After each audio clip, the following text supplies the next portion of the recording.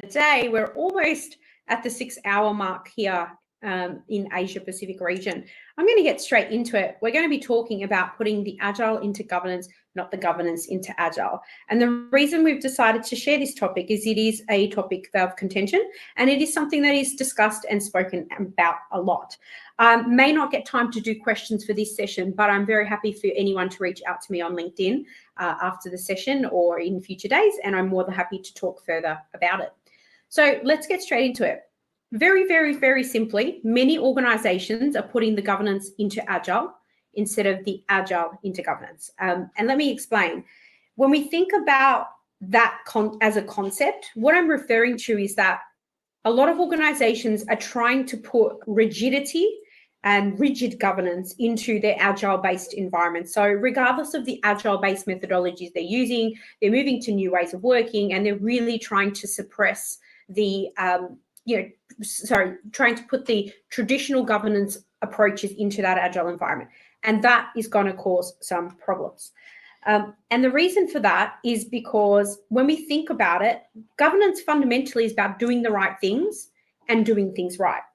And as a good example, when we go traveling, if, for example, I went to Europe a few years ago, and it was the first big trip. I was going to 6 different countries. It was partially work, partially for pleasure.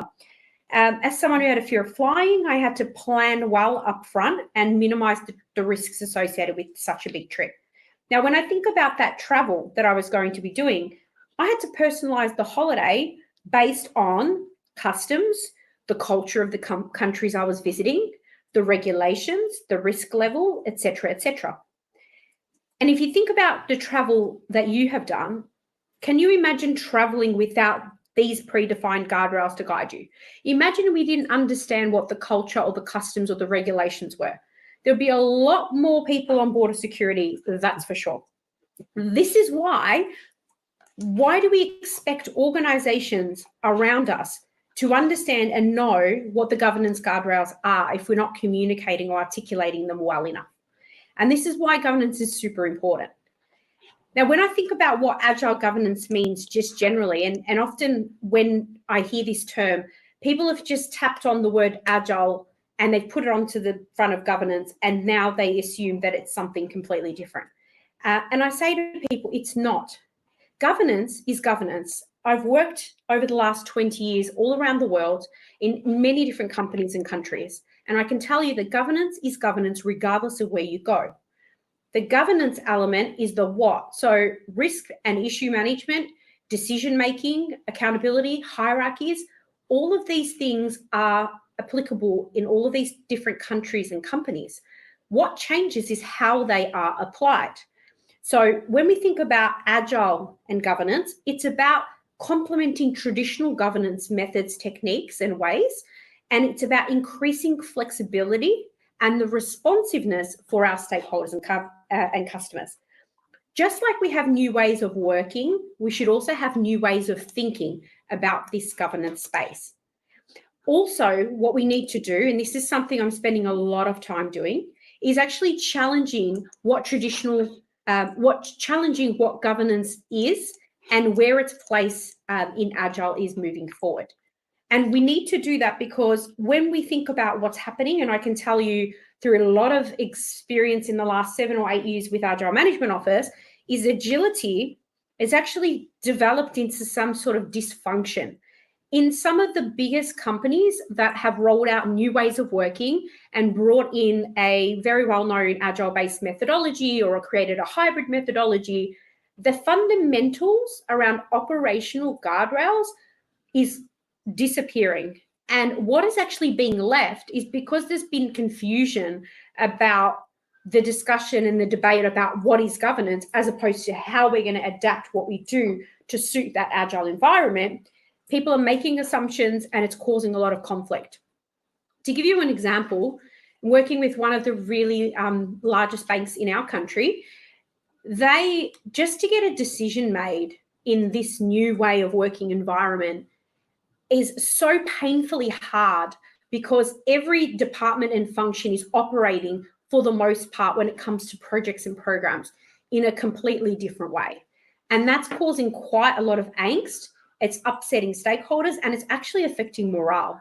I worked on a large program for a few months, and the dysfunction in just one example, and not the only example, is quite prominent. And that's because they're focusing on the what and not actually changing how we do governance. But what do you think is the first excuse I hear, and the most common excuse I hear when it comes to Agile? People say, but we are Agile, what governance? And as I was sort of pointing out, governance is governance wherever you go. It's the application of the governance that changes. So in every company, if you're doing it right, you've got external governance, whether it's regulations or government requirements. You've got enterprise governance. Think about your operational risk, your decision-making hierarchies, your legal requirements, project and portfolio program governance within the projects and programs, stage gates, steering committees, decision-making. And then you've got your self-governance. This is how we effectively, day to day, as responsible project leaders, apply governance day to day.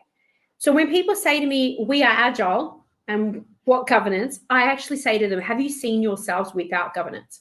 Some of the most prolific spenders on new ways of working, first-hand experience, practically I've seen, has had some absolutely chaotic situations because they didn't think about the governance guardrails that are needed from the beginning.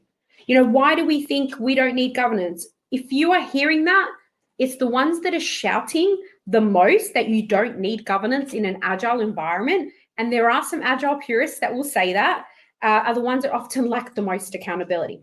You know, we can self-regulate, they say, but they don't. When we think about governance slowing us down, it doesn't. It's the lack of maturity around new ways of working that's actually slowing you down. So then I remind people, what is governance exactly?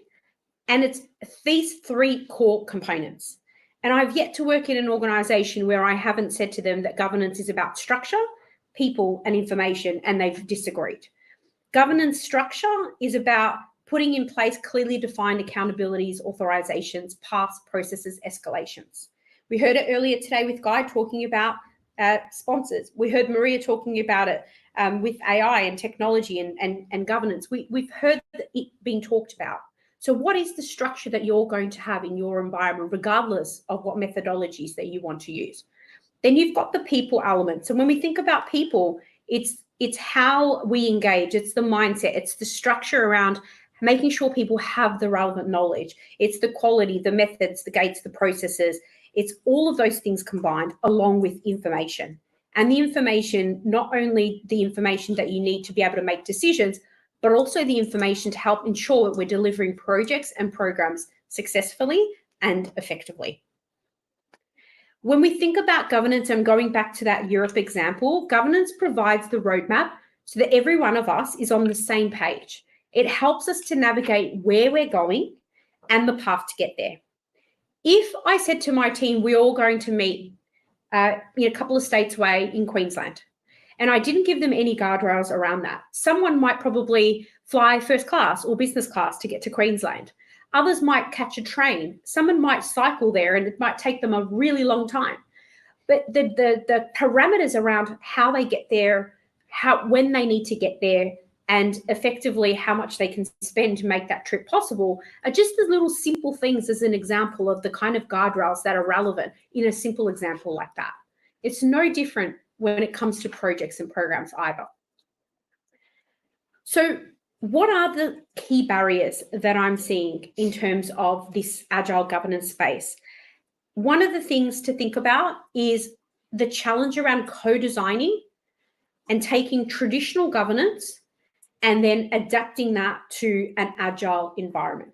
So when we think about Agile, heavily Agile-based methodology-driven environments, whether you're running Scrum or SAFe or any other hybrid model, they've got different ways of working. For example, they use different tools. They still need to report risks and issues.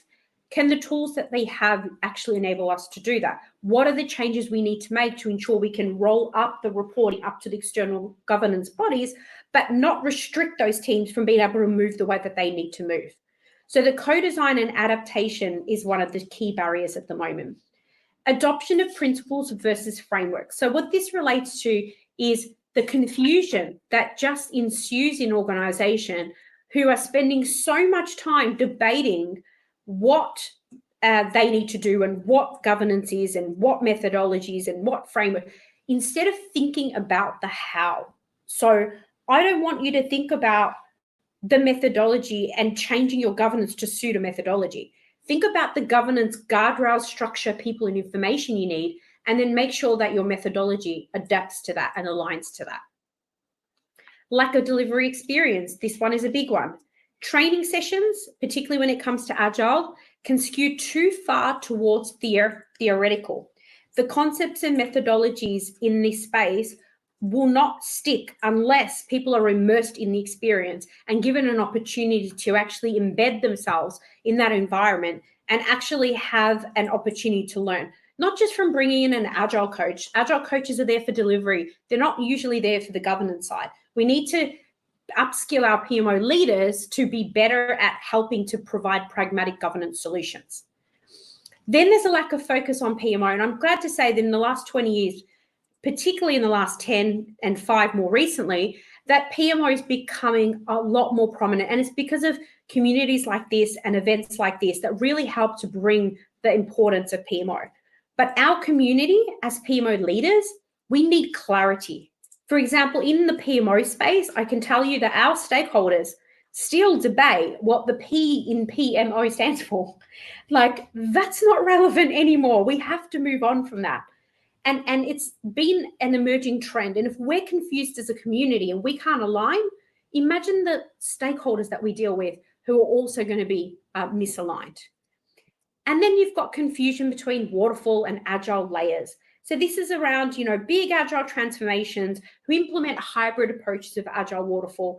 They put a subset of agile practices, the ones that suit them or based on, John Smith's past experience or whatever it might be, and they don't actually factor in anyone in governance. I remember one of the banks we worked with a few years ago rolled out an enterprise-wide portfolio project management solution that the PMOs, and there was hundreds of PMO people in this organization, were responsible for governing and making sure people were using, but they didn't involve any of them in the user training or in the design. So it had lots of flaws and they actually had to pull it out and start again. It cost them $2 million, by the way. So let me remind you, in case it's not clear, governance is a solution.